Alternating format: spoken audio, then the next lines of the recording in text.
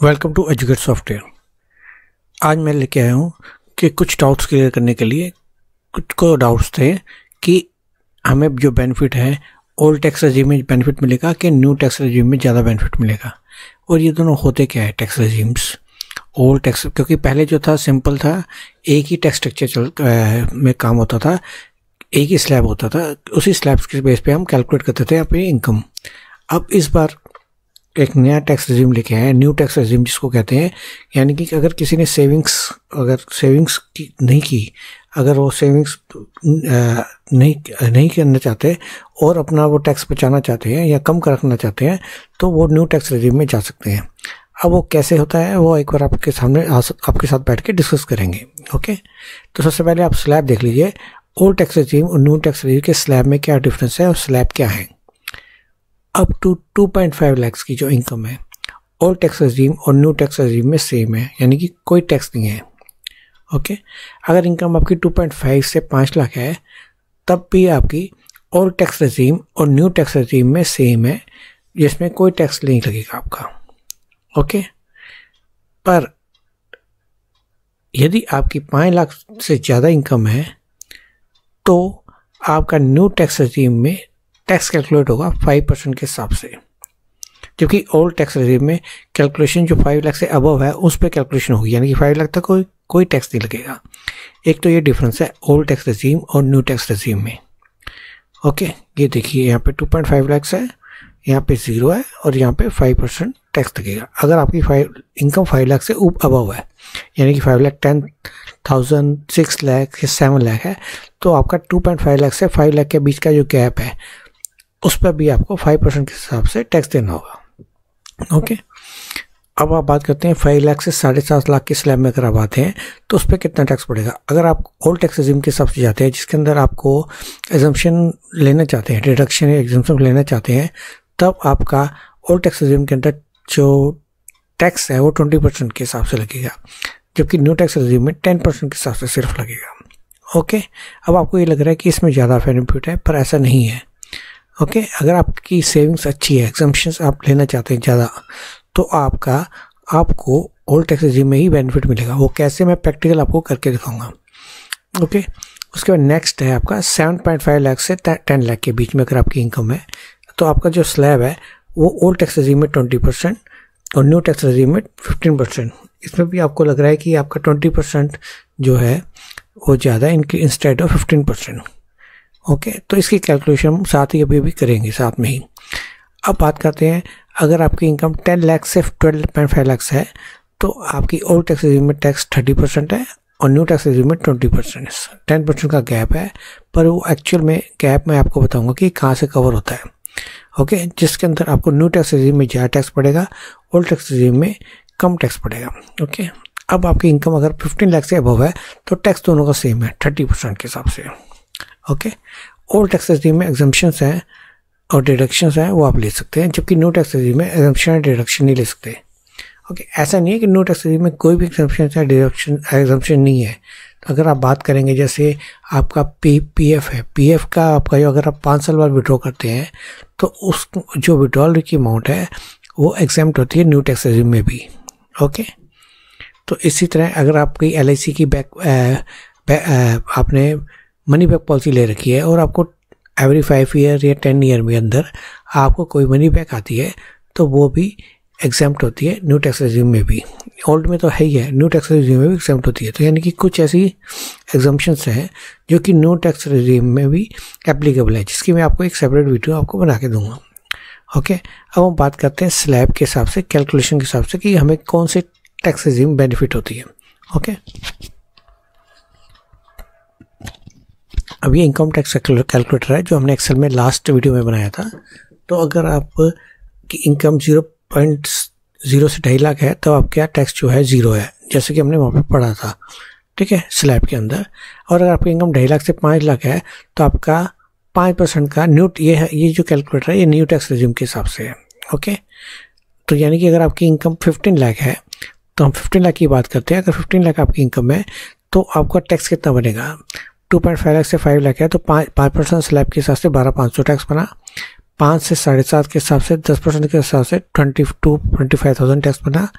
और ये जो 7.5 से 10 लाख के बीच में आपका 37,500, इस तरह आपका जो टोटल टैक्स बना 187 प्लस एजुकेशन है 7,500। टोटल जो टैक्स बना आपका 1,95,000 है। ओके, ये है आपका न्यू टैक्स रेजिम के हिसाब से। और इनकम टैक्स कैलकुलेटर का जो फार्मूला है मैंने आपको पिछले वीडियो में आपको सिखाया था कि कैसे बनाना है, वो इजी तरीके से आप बना सकते हैं। ठीक है, अगर आपने मेरी वीडियो वो नहीं देखी तो आप देख लीजिए। और आप ये इनकम टैक्स फार्मूला बिल्कुल सिंपल फार्मूले से आप बना सकते हैं। तो इसके अंदर हमने देखा कि 15 लाख के अंदर न्यू टैक्स रेजिम के अंदर जो टैक्स बनाया वो 1,95,000 बनाया। ओके, अब हम बात करते हैं 15 लाख के ही अंदर ही हम अगर ओल्ड टैक्स रेजिम में होते तो तब कितना टैक्स बनता। ओके, तो अब हम बात करते हैं न्यू टैक्स रेजिम। अब इसके अंदर क्या है, न्यू टैक्स रेजिम के अंदर क्योंकि न्यू टैक्स रेजिम में हम कोई डिडक्शन नहीं ले सकते थे, पर ओल्ड टैक्स रेजिम में हम कंप्लीट डिडक्शन ले सकते हैं। ओके, तो हमारी वही इनकम है, ग्रॉस इनकम 15 लाख मैंने चारों तरफ डाली है। ठीक है, सबसे पहले कि मैं अगर डिडक्शन लेना ही नहीं चाहता तो सिर्फ जो स्टैंडर्ड डिडक्शन है अगर मैं वही लेता हूँ तो मेरी टैक्सेबल इनकम बनती है 14,50,000। ठीक है, तो मैं यहाँ पे लिख देता हूँ 14,50,000। तो मेरा टैक्स बन गया 2,57,400। तो यानी कि इस केस में मुझे ओल्ड न्यू टैक्स रेजिम में जाना चाहिए, क्योंकि इसमें टैक्स है 1,95,000 और इसमें जो टैक्स है 2,57,000 है। अगर मेरी सेविंग्स नहीं है, अगर मैं सिर्फ स्टैंडर्ड डिडक्शन अवेल कर रहा हूँ। ठीक है, अब बात करते हैं 15 लाख की अगेन। अगर मैं स्टैंडर्ड डिडक्शन के साथ में 80C यानी कि 1.5 लाख का जो 80C है जिसके अंदर LIC, PPF और ट्यूशन फीस आती हैं, तो अगर मैं वो अवेल कर रहा हूँ तो मेरी जो टैक्सेबल इनकम बन जाती है 15 लाख माइनस 50,000 14,50,000 लेस 80C 1,50,000। तो नेट जो टैक्सेबल इनकम आ गई मेरी 13 लाख। तो अब हम चेक करते हैं कि मेरे इस 15 लाख के अंदर तो मेरी टैक्सेबल इनकम बन रही थी न्यू स्लैब के अंदर 1,95,000, और अब इस पुराने स्लैब के अंदर 13 लाख की मेरी जो टैक्सेबल इनकम है वो कितनी बनती है वो चेक करते हैं। तो मेरे 2,10,600, यानी कि अभी भी मुझे न्यू टैक्स रेजिम में बेनिफिट है। अगर मैं सिर्फ 1.5 लाख की सेविंग करता हूँ तो मुझे न्यू टैक्स रेजिम 15 लाख के अगेंस्ट में मुझे न्यू टैक्स रेजिम ज़्यादा बेनिफिट देगी। Okay, instead of old tax regime. Okay, slab के अंदर आपको बता ही दिया था मैंने कि स्लैब आपका ये ओल्ड टैक्स स्लैब है और वो न्यू टैक्स स्लैब है। ओके, अब हम बात करते हैं अगर मैं सेविंग के साथ में अगर मैंने इंटरेस्ट पे कर रहा हूँ, अगर मैंने लोन लिया है हाउसिंग लोन और उसका मैं इंटरेस्ट ईयरली इंटरेस्ट जो मेरा जा रहा है 2 लाख रुपीज़ जा रहा है, तो तब क्या बेनिफिट होगा। तो मुझे क्या है कि यहाँ पे मुझे जो बेनिफिट हुआ है 50,000 प्लस 2,50,000 यानी कि 2,50,000 का बेनिफिट मिला। यानी कि जो मेरी ग्रॉस इनकम थी 15 लाख से 12,50,000 हो गई, प्लस 80C का अंदर जो बेनिफिट है वो 1,50,000 था, वो भी मैंने अपना पूरा कंज्यूम किया। तो मेरी नेट टैक्स इनकम हो गई 11 लाख की। ठीक है, तो मैं 11 लाख यहाँ पे डालता हूँ, तो मेरा जो टैक्स बना 1,48,200, जबकि इसमें मेरा टैक्स बन रहा था 1,95,000। यानी कि अगर मैं अपनी पूरी सेविंग करता हूँ, ठीक है, तो उसके अंदर मेरी जो है मुझे जो बेनिफिट होगा वो ओल्ड टैक्स रेजिम के अंदर हुआ, जिसके अंदर मेरी सेविंग है एक इंश्योरेंस की LIC की या 80C के अंदर, यानी कि पूरी कंप्लीट 1.5 लाख की प्लस लोन की इनकम फ्रॉम हाउस प्रोपर्टी की। ठीक है, जो मुझे इंटरेस्ट इनकम है वो 2 लाख तक एग्जम्प्ट है। अगर मैं दोनों चीज़ अवेल करता हूँ तो मैं ओल्ड टैक्स स्लैब की तरफ ही जाऊँगा। ठीक है, उसके बाद अगर मैं करता हूँ, अगर मैं HRA की एग्जाम्पशन ले रहा हूँ, अगर मैं मेट्रो सिटी में रहता हूँ 30,000 मैं रेंट दे रहा हूँ, मेरा HRA हाई है, तो मैं उस हिसाब से मैं 3,60,000 मेरा एग्जाम्प्ट बनता है। तो इसकी कैलकुलेशन भी मैं आपको अलग से वीडियो बना के दिखाऊंगा कि आपको HRA एग्जाम्पशन मैक्सिमम कितनी मिल सकती है। ओके, और आपके साथ में आप 80C का पूरा बेनिफिट लेते हैं 1,50,000 और 50,000 का बेनिफिट लेते हैं 80D का, यानी कि आपकी अपनी फैमिली की और अपने पेरेंट्स की जिनकी एज मोर देन 60 ईयर्स है, अगर उनकी एज 60 साल से अधिक है तो आपको पूरा प्रीमियम का 50,000 तक का बेनिफिट मिलेगा, तो मेरी जो टैक्सेबल इनकम बन गई 8,90,000। ठीक है, तो मेरा टैक्स बन गया 94,120, जबकि न्यू टैक्स स्लैब के साथ से 1,95,000 है। तो मैं उसके लिए तब मैं आप ओल्ड टैक्स रेजिम चूज़ करूँगा instead of new tax regime.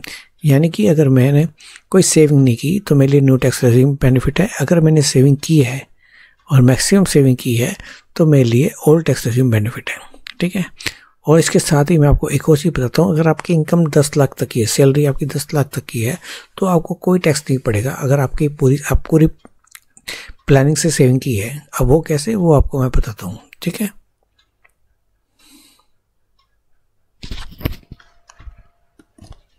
ये देखिए इनकम फ्रॉम सैलरी है 10 लाख रुपीज़। ठीक है, अब बात करते हैं कि डिडक्शंस की। 50,000 की जो मिलती है सेट स्टैंडर्ड डिडक्शन मिलती है मुझे। ATC के अंदर जो मुझे डिडक्शन मिलती है 1,50,000 की, जैसे मैंने आपको पहले ही बताया था, LIC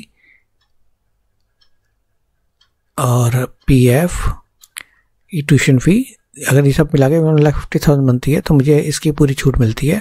उसके बाद ATD मेडिक्लेम की, मेरे फैमिली की और मेरे पेरेंट्स की जिनकी एज 60 साल से अधिक है, तो मैक्सिमम जो मेरी रिबेट है 50,000 की है।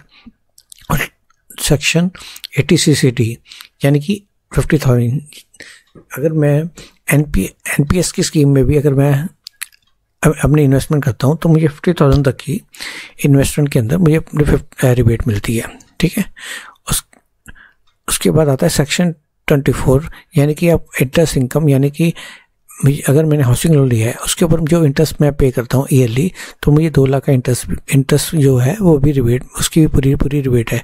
तो मेरी टोटल डिडक्शन जो हो गई ये 50 plus 1.5 plus 50,000 plus 2 lakh is equal to 5 lakh की। तो मेरी टोटल इनकम थी 10 लाख की और टोटल डिडक्शन हो गई मेरी 5 लाख की। तो बैलेंस जो मेरी टैक्सेबल इनकम बनी 10 lakh minus 5 lakh is equal to 5 lakh की इनकम बनी। ठीक है, अब 5 लाख के अंदर जो स्लैब आता है मेरा, जिसके अंदर मेरा टैक्स आता है 12,500 रुपीज़, जो कि मेरा इनकम टैक्स स्लैब आता है 12,500 का। ठीक है, ओल्ड टैक्स रेजिम के अंदर जो 5 लाख का स्लैब आता है आपका 12,500 का स्लैब आता है। ठीक है, जैसे कि मैं आपको अभी दोबारा दिखाता हूँ 5,0,0,1,3। तो मेरा कितना टैक्स बना, 2.5 लाख तक जीरो है, 2.5 से 5 तक मेरा 5% का है, तो इसके अंदर कितना बना 12,500 का। ओके, तो मेरा टैक्स जो बना ओल्ड टैक्स रेजिम के अंदर 12,500। पर इसके अंदर भी एक और बेनिफिट है,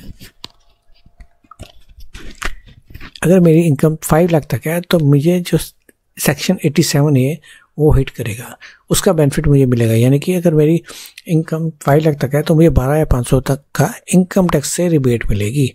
यानी कि अगर मेरी इनकम टैक्स 12,500 बन रहा है 5 लाख के ऊपर और 5 लाख तक का ही मेरी इनकम है, तो मुझे 87A का और बेनिफिट मिलेगा, यानी कि 12,500 का। यानी कि मेरी टोटल नेट टैक्स बन गया 0। यानी कि टैक्स अगर मेरी 10 लाख की सैलरी है और मैं अगर प्रॉपर सेविंग अगर अपनी प्लानिंग से करता हूँ तो मेरा टैक्स बनेगा 0।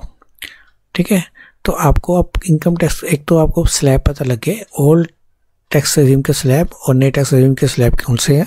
ठीक है, और आपको ये पता लग गया कि उसकी कैलकुलेशन कैसे होती है। ठीक है, और आपको ये भी क्लियर हो गया कि मुझे किस स्लैब में जाना चाहिए, किस रेजिम में जाना चाहिए, ओल्ड रेजिम में या न्यू रेजिम में। अगर आपकी सेविंग्स अच्छी हैं, हाई है, तो आपको ओल्ड टैक्स रेजिम में जाना चाहिए। अगर आपकी सेविंग लो है या नहीं है तो आपको न्यू टैक्स रेजिम में जाना चाहिए, जिससे कि आपको टैक्स का मैक्सिमम बेनिफिट मिल सके। ओके, तो आप इसकी कैलकुलेशन आप खुद भी कर सकते हैं। एक्सेल के अंदर कोई सिंपल फार्मूला के हिसाब से ये कैलकुलेटर बनाया हुआ है, और जो कि मैंने पिछले वीडियो में आपको बना के दिखाया था, तो आप उसको देखकर आप बना सकते हैं इजीली। ठीक है, कहीं कोई दिक्कत नहीं होगी। फिर भी अगर कोई दिक्कत आती है तो आप मुझे मैसेज कर सकते हैं, मैं आपको उसका रिवर्ट करूँगा। ओके, और मेरे चैनल को लाइक और सब्सक्राइब जरूर कीजिए ताकि मैं आपके लिए और ऐसी बहुत सारी वीडियो ला सकूं और आपको इसके बारे में और बता सकूं कि और कोई नए अपडेट्स भी आता है तो मैं आपको उसके बारे में ज़रूर अपडेट करूंगा। ठीक है, अगर मेरी वीडियो अच्छी लगी तो मेरे वीडियो को लाइक ज़रूर कीजिएगा। Okay, thank you.